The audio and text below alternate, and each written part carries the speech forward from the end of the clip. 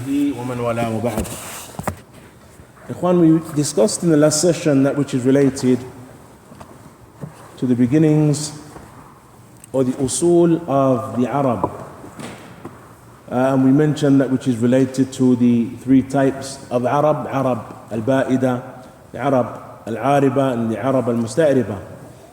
And we similarly mentioned that the Arab, they existed within the Jazirat al-Arab.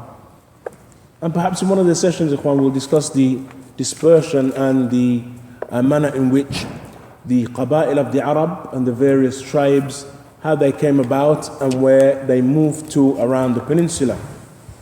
Similarly, we mentioned something from the reality of the Jazira and how the Jazirat al-Arab, or how the Arabian Peninsula in terms of the placing of the various cities and the manner in which the various countries that are known to be from the countries of the Jazirat al-Arab are placed around the Jazira itself. And I believe we rounded up with a mention of some of those who were from the people of Jahiliyyah, who were upon the religion of Ibrahim, or at least attempted to be upon the religion and the millah of Ibrahim. Since, of course, Ikhwan, they didn't have a prophet, they didn't have a book, they only had that which they believed and understood from their forefathers to be from the way and from the religion of Ibrahim. And so they strove their utmost to be upon the millah and to be upon the affair of Tawheed to the best of their ability. But of course, Ikhwan, they did so without guidance. And as we mentioned, with some of them, we had from them those who traveled around the Jazeera trying to seek guidance and trying to see someone who would instruct them and point them towards the way of Ibrahim. And so because of the fact that they had strayed away from the millah of Ibrahim and away from the path of his offsprings, the prophets and the messengers, they no doubt, Ikhwan, fell into various forms of dalalat, various forms of misguidance and various forms of dhulumat. And that is something that is present and manifest for the one who studies the seerah of the Prophet ﷺ and that which occurred within the Jazeera before his coming. There were various forms of jahl and ignorance related to the aqidah, jahl and ignorance related to their social life, that which is related to their mujtama', their society, that which is related to them politically, and the political structure that was present within their realms. In every walk of life, Ikhwan, there were issues and there were problems and there were veerings away from the guidance of the prophets and the messengers. And so when the Prophet ﷺ was sent, no doubt he returned them back to that which they recognized was from the way of their forefathers, but had no guidance or any proof to follow. And thus it was clear to them when the Prophet ﷺ was sent that this indeed is the way of Ibrahim, and they understood that parts of that were present within the Sunnah of the Prophet ﷺ, and parts of what they were upon, that of course it veered away from the Sunnah of the Messenger ﷺ, which in essence was a returning of them back to the way of the prophets and the messengers of Ibrahim and of his offsprings. So they understood, Ikhwan, immediately that the Prophet ﷺ, his call was one of the call of their forefathers, and the fact that the establishment of certain acts of ibadah that they were already carrying out, those acts of ibadah that they recognized and they knew was not from the likes of Amr ibn Luhay or those who brought idol worship to the Jazeera, but was present before that. The performance of Hajj didn't come about with the worshipping of the idols. They used to establish the Hajj even though they were idol worshippers. And the establishment of Hajj, ayyuhal ikhwa, was from the remnants of the way of Ibrahim that was present among them. So they would still perform the Hajj, and they understood that it was an act that was from their past and from their history, a strong part of their history. In the Kaaba, this is how worship, this is what they understood to be worship around the Kaaba. And so they would perform the Hajj, but of course there were various forms of misguidance as it relates to the performance of Hajj. From those forms of dalalat and those forms of misguidance is that they would perform the tawaf naked. And so women would go around the Kaaba and they would go around either completely naked, or they would have just some pieces of cloth that they would hold over their parts. And they would mention lines of poetry, اليوم تبدأ أو تبدي بعضها أو كلها, that today some of it or a part of it has become manifest, but that which has become manifest, فَلَا أَحِلُّهُ, then indeed I do not make it halal, I do not make it permissible. That is, though part of it became manifest and part of it their bodies were showing because of the nakedness in them carrying out those acts of worship, they didn't hold it to be halal. And that indicates then that though they had various forms of shar and various forms of evil, they still had with them and among them sifat that were hamida, praiseworthy characteristics. Na'am, zina, riba, and all of these various forms of shar were present among them, but not everyone partook in it. Zina, mathalan, it was not every single individual that partook in zina. From them were those who partook in it, and they didn't have a problem with that. But from them were those who were people of haya, of shyness, and who guarded their modesty.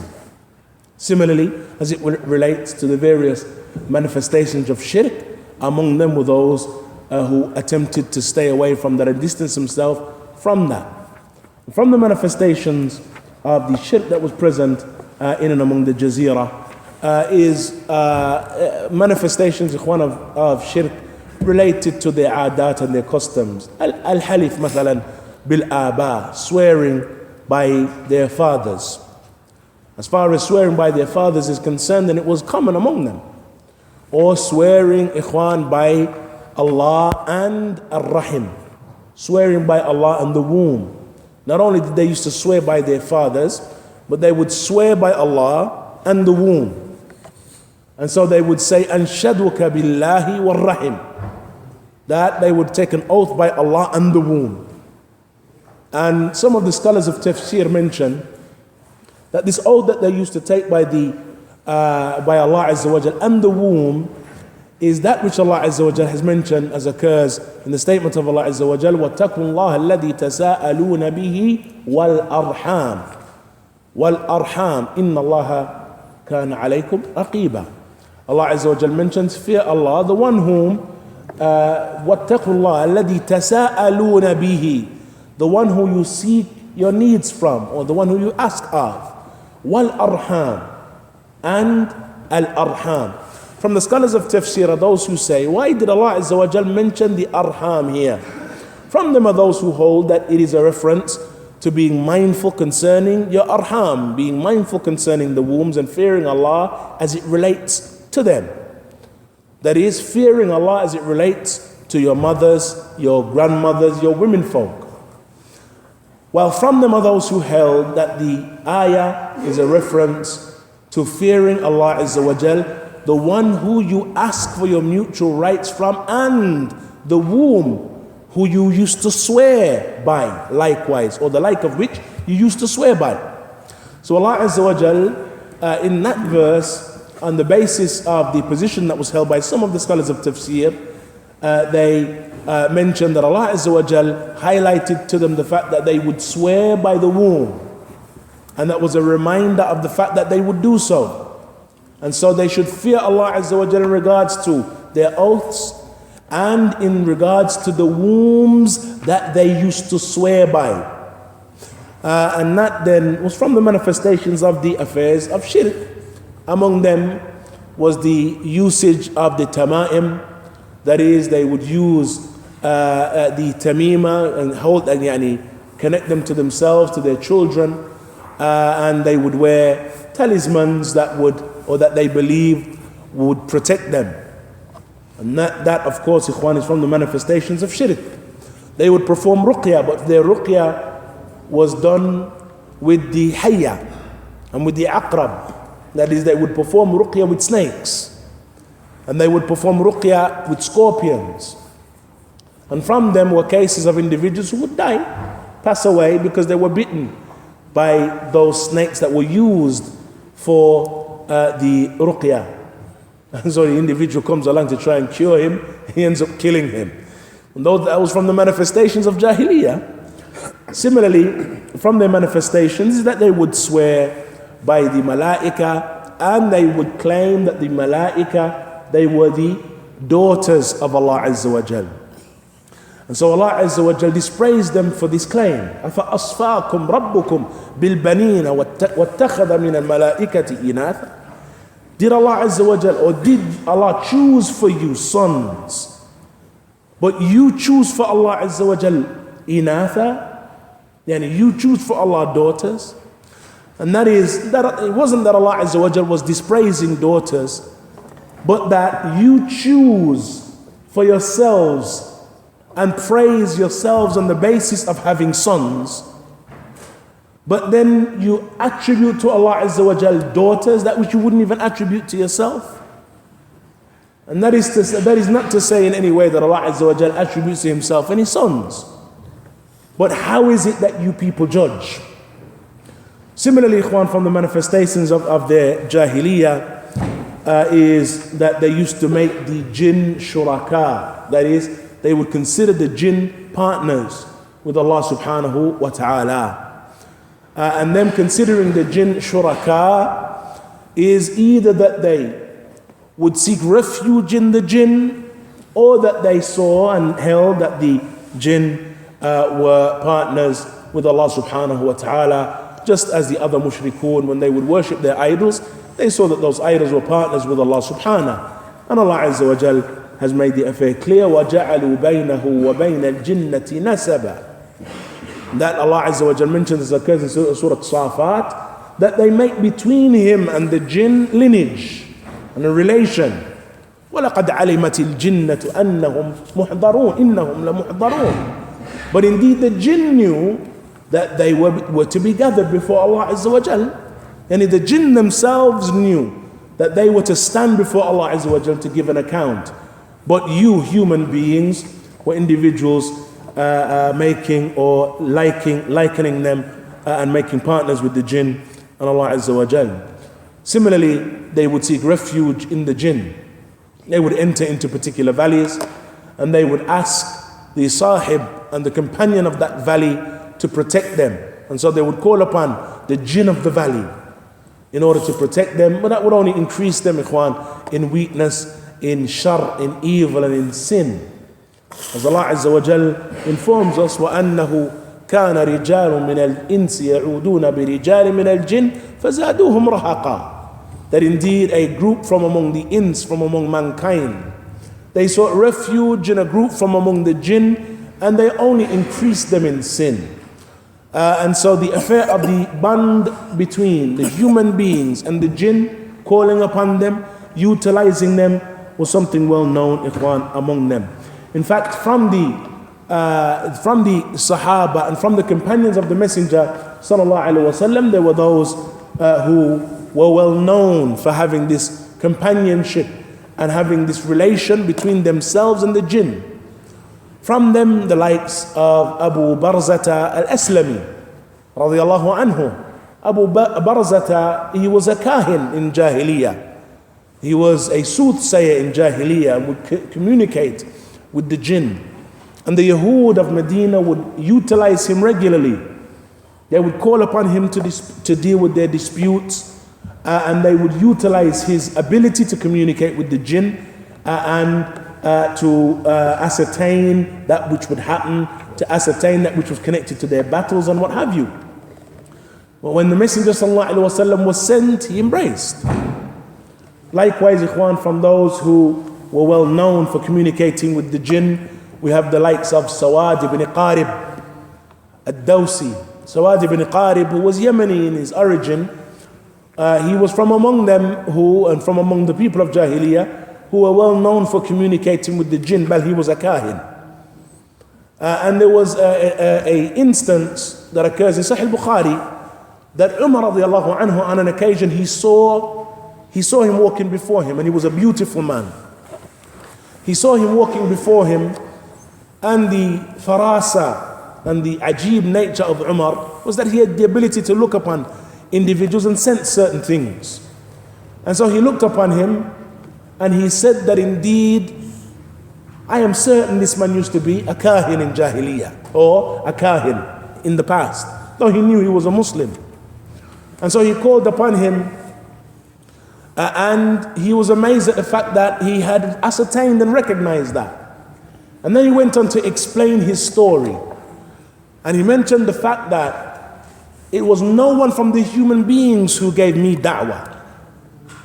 No human being approached me in order to call me to Allah Azza wa Jal. And the narration is in Sahih Bukhari and in the Sunnah al-Kubra of Imam al-Bayhaqi. No individual from among the humans gave me da'wah. He said, in fact, it was an individual and a companion that I had from among the jinn. And he went on to explain the fact that when the Messenger sallallahu alaihi wasallam was sent as a messenger, something occurred within the world of the jinn. And that is that they used to, as occurs in those authentic narrations, they would climb one on top of the other until they elevated into the heavens and ascended into the skies, and they would listen and steal a listen of that which was taking place within the heavens. But on an occasion, after the sending of the Messenger sallallahu alaihi wasallam, they would attempt to penetrate the skies, but they found that every time they tried to do so, that they would be pelted. And so one of the leaders from among them said, it is on the basis of something that has happened in the earth. So send individuals to search and to see what it is has taken place. And so they sent individuals who would scour the earth looking for what had taken place. And they came across the Messenger sallallahu alaihi wasallam with his companions praying Fajr. And so they reported back to their kubara, and they said, indeed, it is because of this. When they went back to their elders and their leaders, they said, indeed, it is because of this. And so the jinn of Sawad, he came to him and he said that indeed there has occurred and appeared in Mecca a prophet and a messenger. And it will be greatly beneficial to you if you were to go and you were to follow him. For indeed he is the prophet that the Yahud and that the Jews have known of his coming. And so he mentioned there was no one from the human beings that gave me da'wah. Rather, it was an individual from among the jinn. And so from them, ikhwan, there were those who were kuhan. Yani those who were soothsayers, and Allah subhanahu wa ta'ala guided them to Islam and to the Sunnah. Likewise, ayyuha al-ikhwah, it was well known in and among the people of Quraysh and Mecca and in the Jazeera generally that they were a people of shi'r. From, if we were to look at their society from a point of view of arts and culture, then the arts and culture and its manifestation in and among their ranks and at their time was shi'r, was Arabic poetry. And there is no doubt, ikhwan, that they excelled in the most eloquent and the most beautiful of speech that human beings could put together. And that, no doubt, ikhwan, is from the affairs that caused them to be affected by the book of Allah subhanahu wa ta'ala.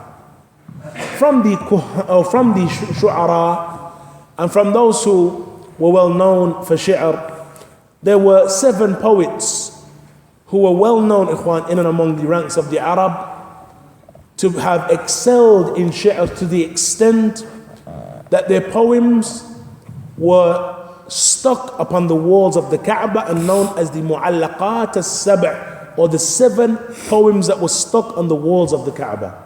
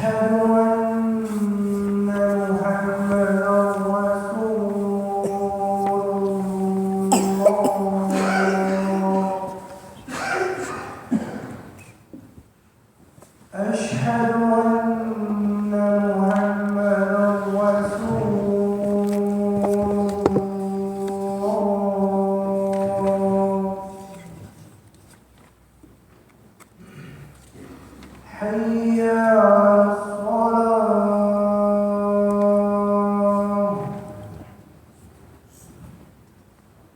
حي على الصلاة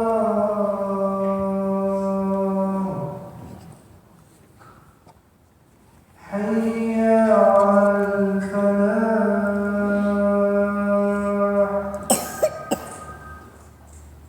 حي على الفلاح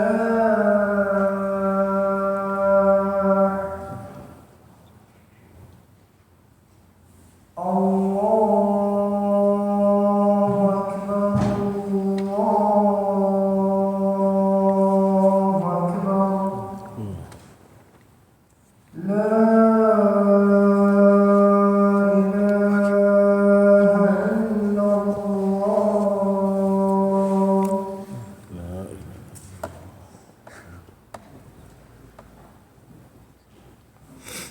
صحيح مسلم.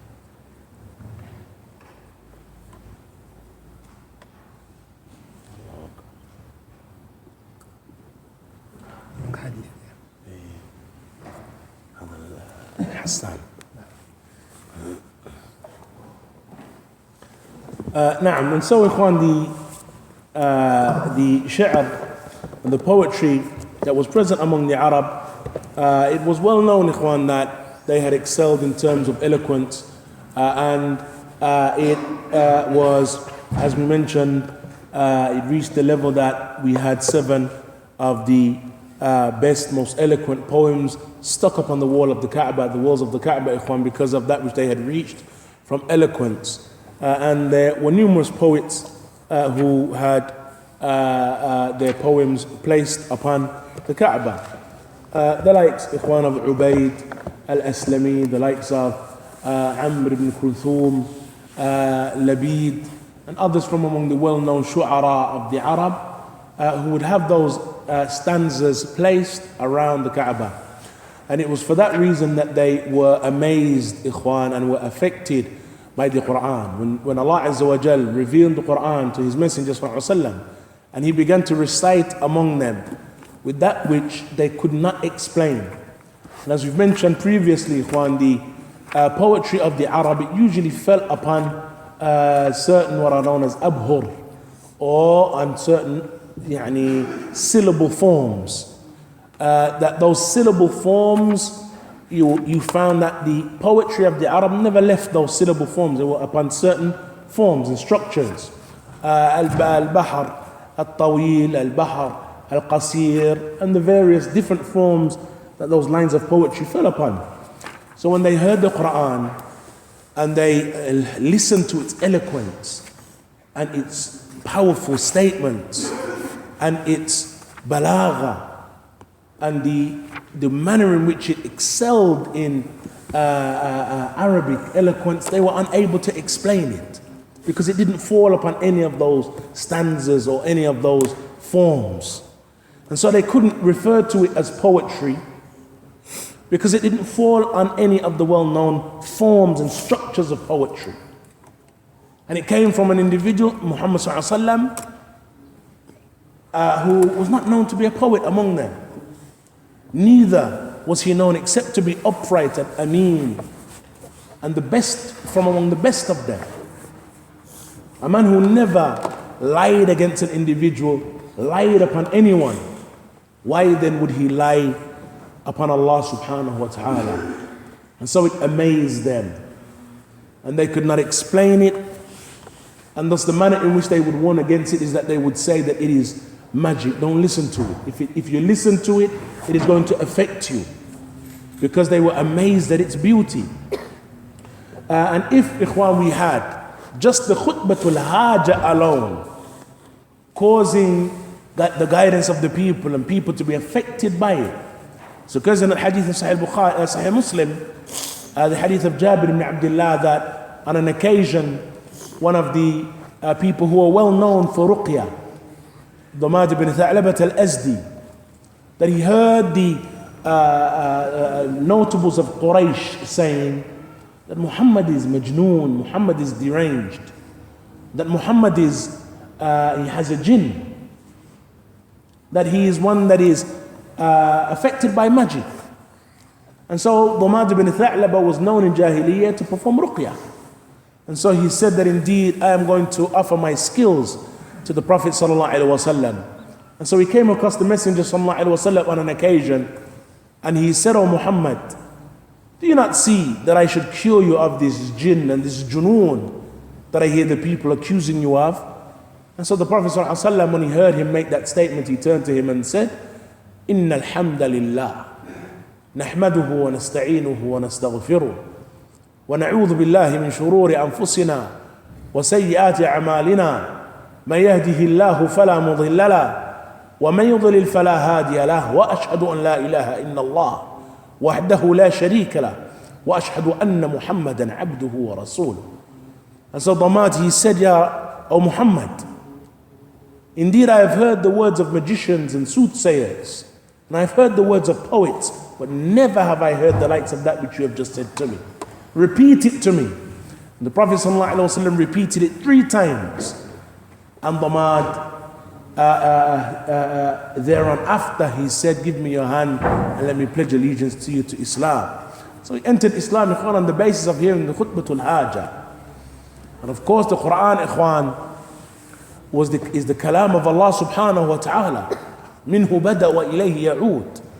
And so when they would hear the Quran being recited, they were unable to explain it. They couldn't refer to it as poetry because it didn't fall on the normal forms of poetry. They couldn't refer to it as the statements of soothsayers because it called to Allah and its message was strong. And so the only thing that they could do was warn the people against it and inform them that they should not listen to it. And so the mujtama, ikhwan, and the society of the pre-Islamic Arab was one that was filled with shar. As far as the woman is concerned, فَحَدِّثْ وَلَا حَرَجْ. As far as the woman is concerned, ikhwan, then narrate concerning her, and indeed you will be amazed concerning some of the i'tiqadat and the beliefs that they had concerning the woman. From them is that they used to hold, of course, ikhwan, that the woman, she was not a part, in essence, she was not a legitimate part of their qabila. That they used to hold that the qabila or the tribe was that which was constructed of the men. The men from among their tribe, they were in essence the qabila. And the women, they used to look upon them as a source of weakness for the tribe. Since the man is the one that participates in battles, he is the one that goes on to have sons that will continue the lineage of the tribe and so on. And so the woman was seen as something that weakened the tribe. And that is when the practice of wa'adul banat began to become manifest. And that is that they would bury the females that they would have, the daughters that they would bury them alive. And that is just to remove themselves of them and of the shame of having a child that would weaken their family, weaken their qabila, weaken the tribe as far as they were concerned. And so Allah Azza wa Jal dispraises their practice in numerous places in the Quran. Similarly, ikhwan, from their belief as it relates to the woman is that they would hold that the woman, and if it was, of course, the women and the wives of one's fathers, that one would inherit them. And so Allah Azza wa Jal had prohibited the practice in the Quran. لا يحل لكم أن ترثوا النساء كرها. Allah Azza wa Jal mentioned, it is not halal for you to inherit the women karha. Yani that is outside of, or yani without their consent and without their agreement and their good pleasure. That is, they were coerced. And what would happen, or how that would manifest, is that a man, if his father would pass away, then he would inherit his house, he would inherit his cattle, his land, his property, and he would inherit his wife. And that, of course, is the wife that was other than his mother. And so he would, if a man had numerous wives, which was usually the case, if they were men of wealth and opulence and nobility and notables, then they would have more than one wife. When their father would pass away, then they would inherit the wife of their father. And the inheritance of the wife of their father would manifest in a number of ways. Either when they would inherit the wife of their father, either they would marry them. And so it was one's father's wife, but now it is my wife. And so they would marry the wives of their fathers. And Allah Azza wa Jal prohibited that practice. Allah Azza wa Jal mentions, وَلَا تَنْكِحُوا مَا نَكَحَ آبَاؤُكُم مِّنَ النِّسَاءِ إِلَّا مَا قَدْ سَلَفَ. Do not marry the women that your fathers have married except that which has passed. So Allah Azza wa Jal made that practice haram. Or secondly, that they would marry their wives, and their fathers' wives, to individuals that desired to marry them for a steep price, and they would keep the mahar. And so the wife then of their fathers became like an object that they would use to profiteer from, particularly if she was beautiful, if she was sought after. Then he, and that is the son, he would barter with individuals and up the mahar, up the dowry, in order to make the greatest profit from the wife of his father. And so whomsoever made the biggest offer, then he would marry her to him.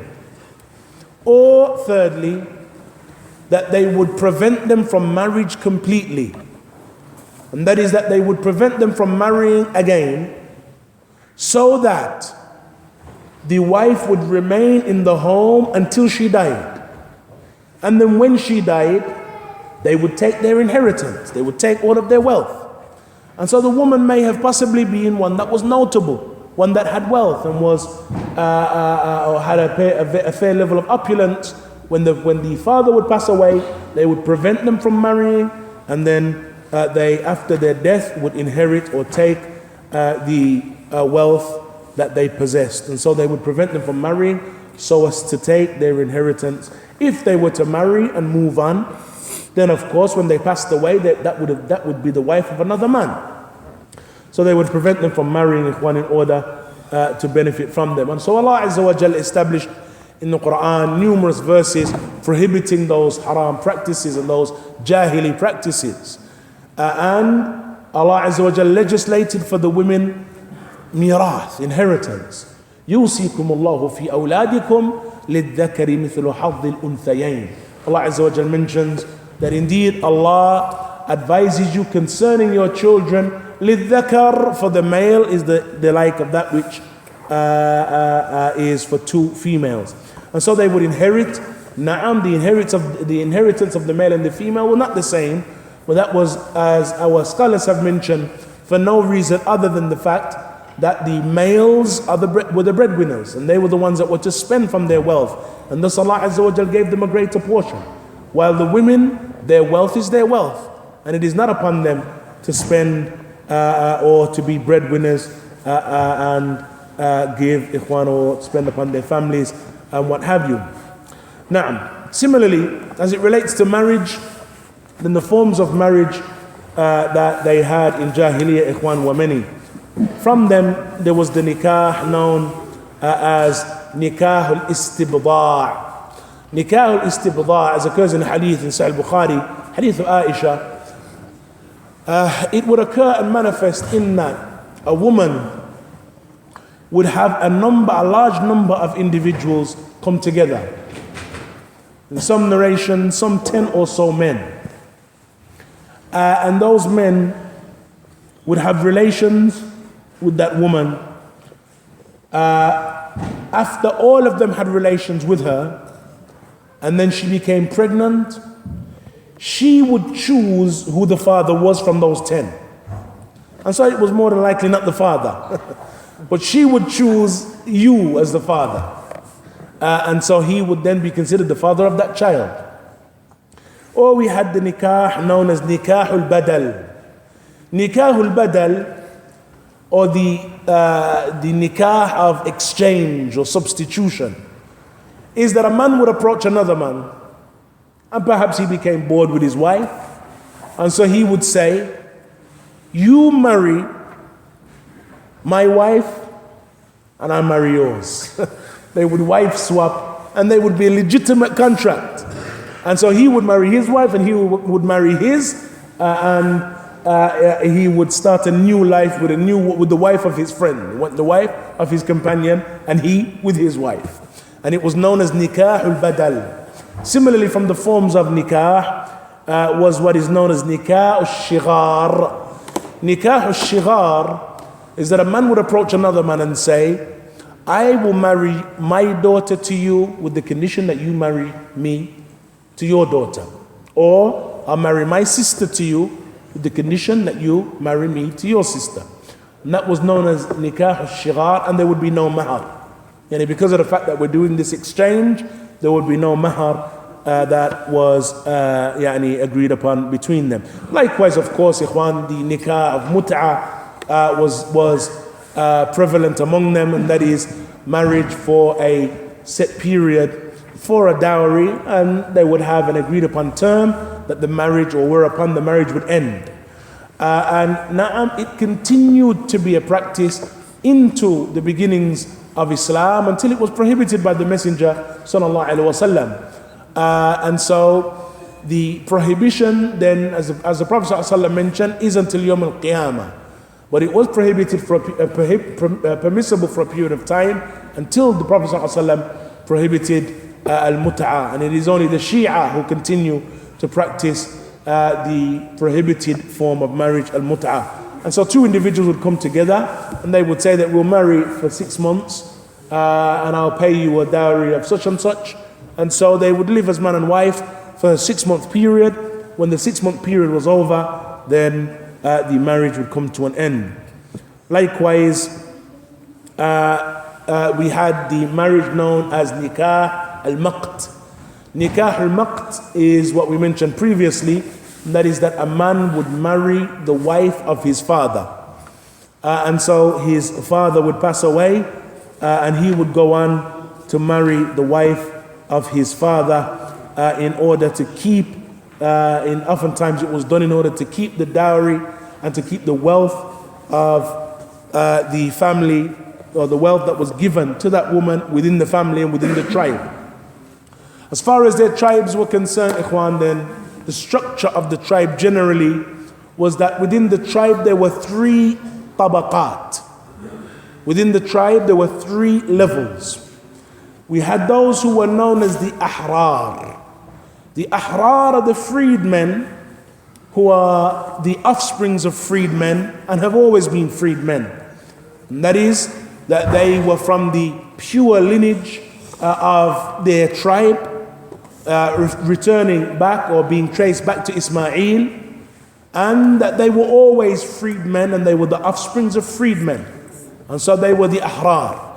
Then you had the mawali, or the freed slaves. And they were attributed to the tribe in that they were freed, they were originally slaves. And they took the tribe name, though they were not originals as far as blood is concerned. So if you were to trace them back, though they received the noble name of that tribe, they were actually freed slaves who were slaves of the tribe, who were freed by the tribe and remained among the tribe. And so that though they were free, they lived among them, they received the tribe name, but actually in terms of their blood and their lineage, then they were not from the tribe itself. And then we had the slaves and the ariqa, who were and continued to be the slaves of those individuals. Either that they were gained because of and due to warfare, or they purchased them, or they were made slaves because of the fact that they were indebted to the tribe.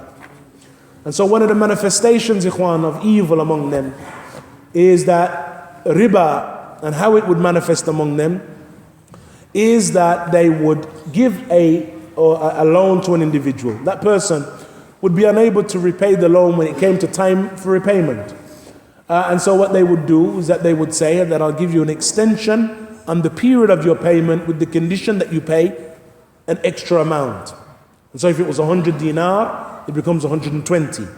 And so when the time for him to repay the 120 comes, then he was unable to pay, he would say, no problem, I'll extend your period, the period in which you'll have to repay me, but your dain and the debt is going to go up. And so it now becomes 150.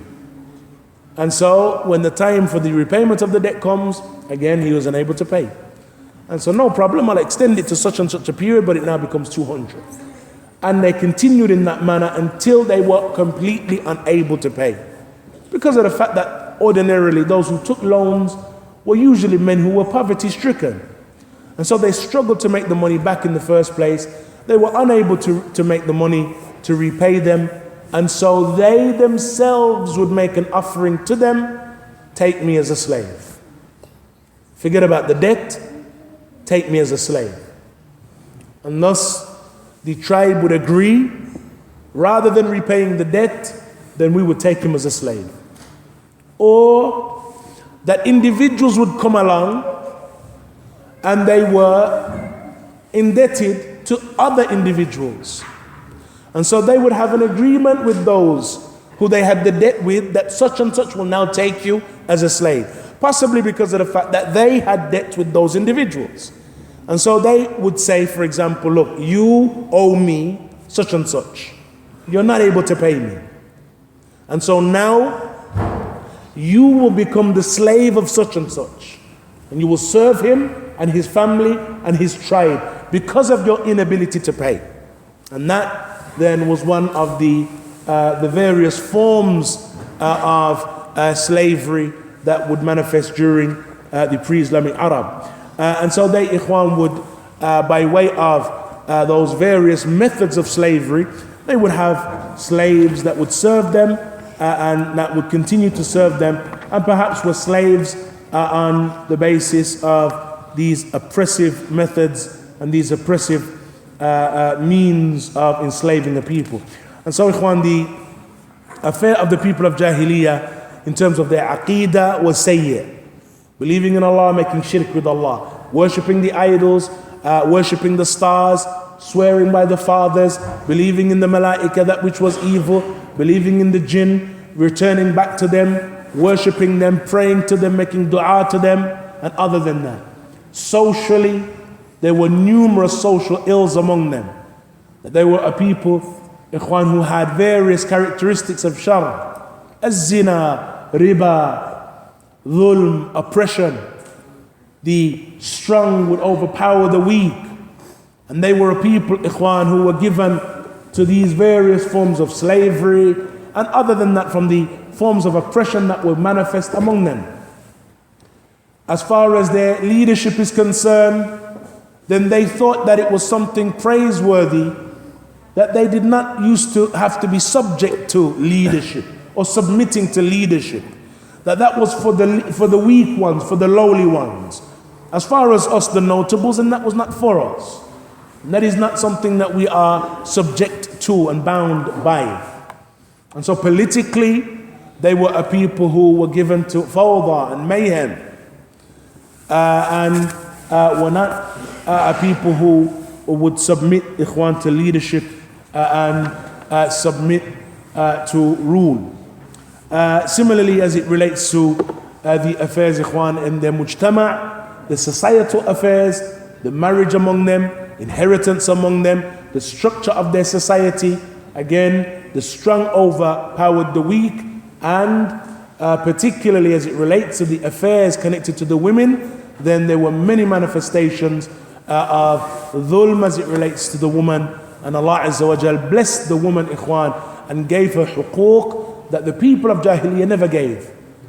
That there were various rights that the people of Jahiliyyah never gave, Ikhwan, to the woman. Allah Azza wa Jal gave, with the revelation of the Quran, various rights to them and made various prohibitions against the practices connected to women prior to Islam. In fact, many of those practices, even Western women were not afforded those rights until very recently. And so Allah Azza wa Jal, with the revelation of the Quran, blessing Muhammad ibn Abdullah, with that we see, Ikhwan, numerous legislation becoming manifest, and that no doubt was given to Muhammad ibn Abdullah, ibn Abdul Muttalib, ibn Hashim, ibn Abdul Manaf. And we're going to look, ikhwan, into the affair of Abdul Muttalib, Hashim, Abdul Manaf, and the father of the messenger, Abdullah, in next week's session. بإذن الله والله تعالى أعلم وصلى الله وسلم وبارك على نبينا محمد وآخر دعوانا أن الحمد لله رب العالمين.